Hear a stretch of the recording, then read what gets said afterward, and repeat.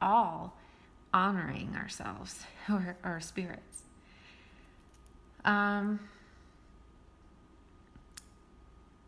heart-centered society, I think, would be a much healthier society, and trying to get there is really one of my goals, and I need to do the work myself first, really.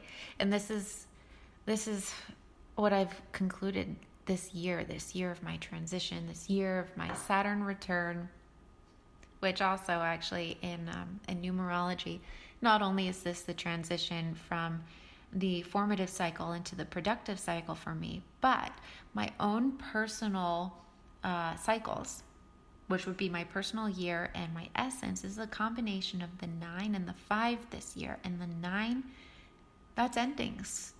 5 is expansion. And so no wonder why this year there's just been a lot of sifting through what's working in my life, what's working in my state of being. And I think it was just inevitable that this whole question of emotions and being able to feel them would come up, because a long time ago, I remember at a very distinct point in my life, in my teenage years, I tried to shut my emotions off completely, almost as if I was a robot. I needed to be numb. And that was my way of coping with certain things. And I would like to think that in the 15, 16, 17 years since that, I have come a long way and chipping away here and there. And yet, I would still love to feel just the shooting passion and sparkling joy in the littlest moments, which sometimes I've been able to experience for a split second. But that euphoria, just completely natural, just a completely natural euphoria with no need for any substances of any kind, no food of any kind, no stimulation, not even having to come from sex, just being alive and being in a body, just the euphoria that can be begotten from that. I've tasted just brief moments of that, and I would love to taste more. But it seems like the key to accessing more of that is to also open up the shadow side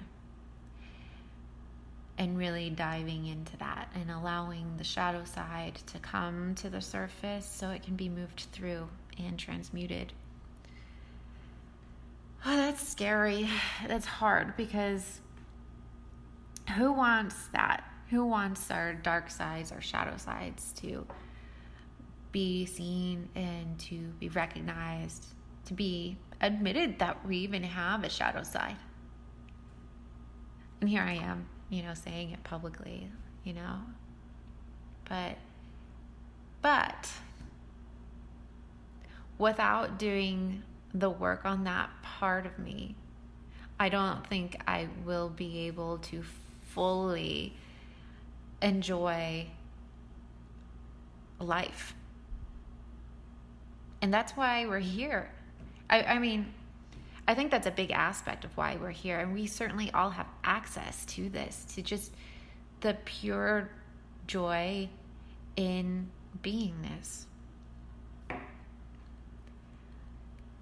Anyway, what are your thoughts about this? And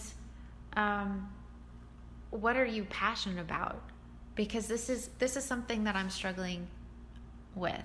I have a lot of interests, and almost like I have shiny object syndrome. I want to try lots of different things, and I will.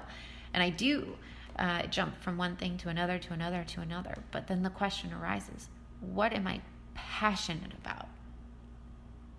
What is that passion? What are you passionate about? Have you been able to access that? How did you know? How did you know? If you feel called to sharing, please leave a comment on whatever platform it is that you're listening to this on. And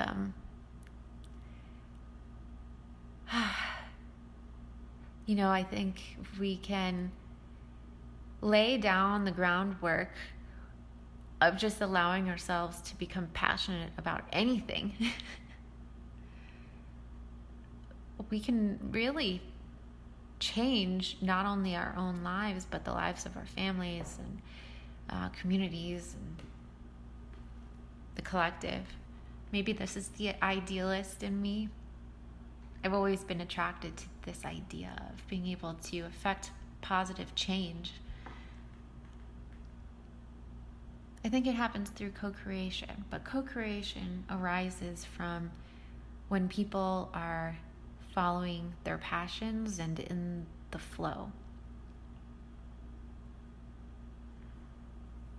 All right, so I think this just about rounds out the show. The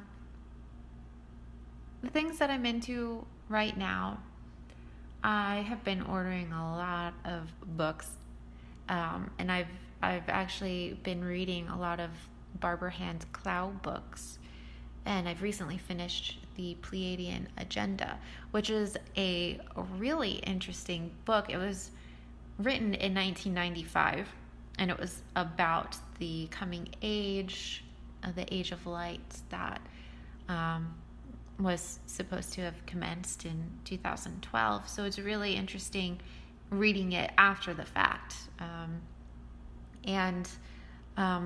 Even without that focus, it's a really interesting book talking about the different dimensions, the different 9 dimensions that every single one of us humans has access to, and what they are, even, and how to access them. And I think this is a book that I would like to read a second time and take notes, because there's a lot of information packed in there, but oh my gosh, it is so fascinating. So fascinating. And then, that's on the spectrum of working with my mind, but another thing that has really been lighting me up has been what I do in interior design. And this past week, I got to do a lot of that in my own home, rather than staging any of the fix and flips, because we had to do our guest bedroom for a family that was in town. And it is always fun for me, not only just working with physical objects, and creating beauty in my surroundings, which is a wonderful way to express the 3 and 5 and 11 energies within my chart, numerology chart. But I also incorporate feng shui when I'm designing. And so there's something in feng shui called the Bagua map, which when you lay it over the floor plan, or even just the rough floor plan of your space, that could be the entire house as well as the space within each room, it tells you which area correlates with what aspect of your life. And so our guest room is in the corner of our house that is correlated with knowledge and self-knowledge and spirituality. And I've been having a lot of fun incorporating the resonant colors, some like blues and turquoises, and instead of using black, which would be an option in that corner, I'm using the elements, like the earthy elements, and using a lot of sacred geometry, but in a very subtle way, more in terms of photographs of old doors in Morocco and India. I love the architecture in both of those places and incorporating that in this room, and adding in books of numerology, astrology, but also poetry, the soul. And this is also going to end up being a dual purpose room, because that's where I intend from now on to record these episodes for you. So anyway, it's been a lot of fun to work in the third dimension, just moving objects and painting and creating beauty and working with feng shui. So that's really been lighting me up. So this really does round out the show for now. And I know today is Thursday. Next week I will be here on Wednesday. And my intention is to always come to you on Wednesdays from now on, since that is now when I'll have some free time to do so. So I hope you have a really, really wonderful week ahead. And if you would like to hear more from me, then please be sure to press follow, press the like button, and if you feel called to share whatever your thoughts are on whatever platform you're listening on, be that Blog Talk Radio, iTunes, Spotify, YouTube, Spreaker, any of the above. And with that, please take really good care. Mwah.